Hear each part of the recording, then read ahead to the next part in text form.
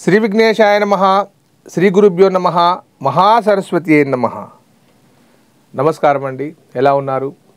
2024 జనవరి మాసములో సింహరాశి వారికి ఎలా ఉండబోతుందనే అంశాన్ని చెప్తున్నానండి. ఈ 2024 సంవత్సరం మీ ఇంటిల్లిపాదికి ఆ సర్వేశ్వరుడు మంచిగా చూడాలని, ఆర్థికంగా వెసులుబాటు కావాలని మనస్ఫూర్తిగా ఆ సరస్వతి మాతను కోరుకుంటున్నానండి. ఇకపోతే ఈ సింహరాశి వారు మకా 4 పాదాలు, పుబ్బ 4 పాదాలు, ఉత్తర పలుగుని 1వ పాదములు వారు సింహరాశిలోకి వస్తారు. ఈ సింహరాశి అధిపతి వచ్చేసి సూర్య భగవానుడు రవి. ఈ సూర్య భగవానుడు మేషరాశిలో గనక ఎవ్వరి జాతకంలోనైనా ఉంటే అది ఉచ్చస్థానాన్ని పొంది అన్ని గ్రహాలను అటెన్షన్ చేస్తాడు. గ్రహ దోషాలన్నీ సర్వం మాయమైపోతాయి. ఒకే ఒక రవి గనక మేషరాశిలో ఉచ్చస్థానాన్ని పొందితే అతని జాతకంలో అన్ని సవ్యంగా ఉన్నట్టే. అదే కనుక రవి తులారాశిలో కనుక ఉంటే నీచస్థానాన్ని పొంది చాలా ఇబ్బందికరంగా ఉంటుంది. రవి పితృకారకుడు, తండ్రి సంబంధించిన బాంధవ్యానికి సంబంధించిన వాడు.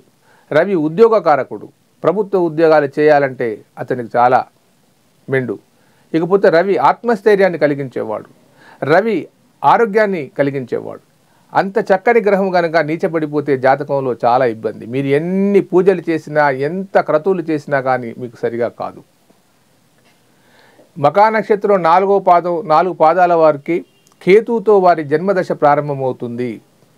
తర్వాత కేతువు, శుక్రుడు, రవి, చంద్రుడు, కుజుడు, రాహు.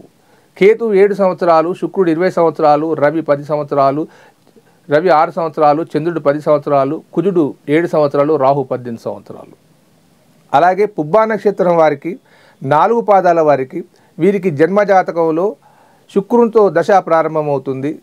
శుక్రుడు 20 సంవత్సరాలు, రవి 6 సంవత్సరాలు, చంద్రుడు 10 సంవత్సరాలు, కుజుడు 7 సంవత్సరాలు, రాహు 18 సంవత్సరాలు. ఇకపోతే ఉత్తరా పలుగుని 1వ పాదం వారు సింహరాశిలోకి వస్తారు. వీరికి రవి మహర్దశతో జన్మజాతకం స్టార్ట్ అవుతుంది, వాళ్ళ దశ స్టార్ట్ అవుతుంది. రవి 6 సంవత్సరాలు, చంద్రుడు 10 సంవత్సరాలు, కుజుడు 7 సంవత్సరాలు, రాహు 18 సంవత్సరాలు, గురువు 16 సంవత్సరాలు. ఈ మకా నక్షత్రం వారు ఎవరైనా కానీ వైడూర్యాన్ని ధరిస్తే చాలా బాగా ఉంటుంది. అలాగే పుబ్బా నక్షత్రం 4 పాదాల వారు వజ్రాన్ని లేకపోతే అమెరికా డైమండ్ అయినా ధరించండి. ఉత్తర పలుగుని వారు కెంపును కనుక 3.5 క్యారెట్లు ఉంగరంగా ధరిస్తే వారికి మంచి ఫలితాలు వస్తాయి. ఇకపోతే గ్రహ సంచారం, జనవరి మాసంలో గ్రహ సంచారం వల్ల గోచార రీత్యా వీరికి 9వ ఇంట గురువు ఉన్నాడు. 9వ ఇంట గురువు ఎప్పుడైతే ఉంటాడో మంచి భాగ్యం కలుగుతుంది, వివాహాలు అవుతాయి, ఆర్థిక వెసులుబాటు అవుతుంది, కుటుంబంలో మీ మాట నెగ్గుతుంది, మీరు అనుకున్న పని సక్రమంగా అవుతుంది. ఒక నూతన గృహాన్ని నిర్మించాలనుకుంటే ఈ గురువు వల్ల సాధ్యమవుతుంది. శుభకార్యాలు చేయాలంటే గురువు వల్ల సాధ్యమవుతుంది. చదువులో వెనుకబడ్డ మీ సంతానంలో ఎవరైనా కానీ మీ యొక్క ఆశీర్వాద బలంతో వారు ఖచ్చితంగా చదవగలరు. గురువు సరిగా ఉండేది ఉంటే ఇంటిల్లిపాదిని సక్రమంగా చేయగలరు. బయటకు వెళ్ళిన సమాజంలో కానీ మంచి పేరు ప్రఖ్యాతులు లభిస్తాయి. ఖచ్చితంగా 100% నిజం. ఇకపోతే 4వ ఇంట శుక్రుడు ఉన్నాడు. 4వ ఇంట శుక్రుడు ఉంటే మీకు విందులు వినోదాలు బాగా జరుగుతాయి. పెళ్ళిళ్ళకు వెళ్ళి ఆనందపడతారు, విహారయాత్రలు చేస్తారు. ఇక 4వ ఇంట్లో బుధుడు కూడా ఉన్నాడు. 4వ ఇంట్లో బుధుడు వ్యాపార అభివృద్ధికి, మానసిక ఉల్లాసానికి, సంగీత సాహిత్యాల పట్ల మక్కువకు, అంటే వినోదయాత్రలు, దాంతోపాటు సంగీతాన్ని వినడం, మంచిగా పాడడం. ఎవరైనా సంగీతం నేర్చుకున్న వారు ఈ రాశిలో ఉండేది ఉంటే వారికి మంచిగా ఈ మాసంలో అద్భుతంగా ఉంటుంది.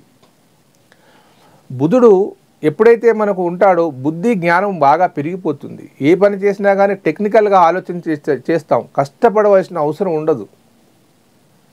ఈ బుధుడికి, అదే రవికి, గురువుకు ఈ 2 గ్రహాలు మనకు అనుకూలంగా ఉంటే బుద్ధి జ్ఞానానికి పేరు బుధుడు, భాగ్యానికి పేరు గురువు. ఈ 2 కనుక సరిగా ఉన్నవారికి చాలా చక్కగా ఉంటుంది.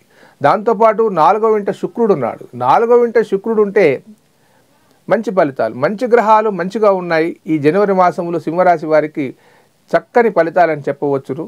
వివాహాలు కాకుండా ఎదురు చూస్తున్న యువతీ యువకులకు ఇది మంచి శుభవార్త. ఈ మాసంలో మీరు మంచిగా సంబంధాలు చూడండి, మీరు అనుకున్న తడుగా వివాహాలు అయిపోతాయి. ఇకపోతే జాతకంలో ఎవరికైనా కానీ ప్రభుత్వ ఉద్యోగం రావాలని అనుకుంటే 10వ ఇంట రవి ఉండేది ఉంటే, మనకు ఎవరి జాతకంలోనైనా 10వ ఇంట రవి మంచి స్థానంలో మిత్రక్షేత్రంలో కనుక ఉంటే ఖచ్చితంగా జరుగుతుంది. రవి మహర్దశ కనుక ఉండేది ఉంటే ప్రభుత్వ ఉద్యోగం జరుగుతుంది. లేదా రవి ఉచ్చస్థానంలో అంటే మేషరాశిలో కనుక ఉండేది ఉంటే మీకు మంచి వస్తుంది. 7వ ఇంట్లో కనుక రవి కనుక ఉండేది ఉంటే వివాహ లోపాలు జరిగే అవకాశాలు ఉన్నాయి. 5వ ఇంట అంటే పంచమ స్థానంలో కనుక శత్రుక్షేత్రంలో కనుక రవి ఉండేది ఉంటే సంతానహీనత జరిగే అవకాశం ఉంది. 2వ ఇంట ధనభాగంలో కనుక రవి కనుక ఉండేది ఉంటే విచ్చలవిడి ఖర్చులు పెట్టడం, విలాసవంతమైన జీవితానికి పడిపోవడం జరుగుతూ ఉంటుంది. 3వ ఇంట్లో లగ్నం నుంచి ఎవరి జాతకంలో అయినా 3వ ఇంట్లో కనుక రవి ఉండేది ఉంటే సోదరులను వారు ప్రాణంగా కాపాడుతారు, వారిని రక్షిస్తారు.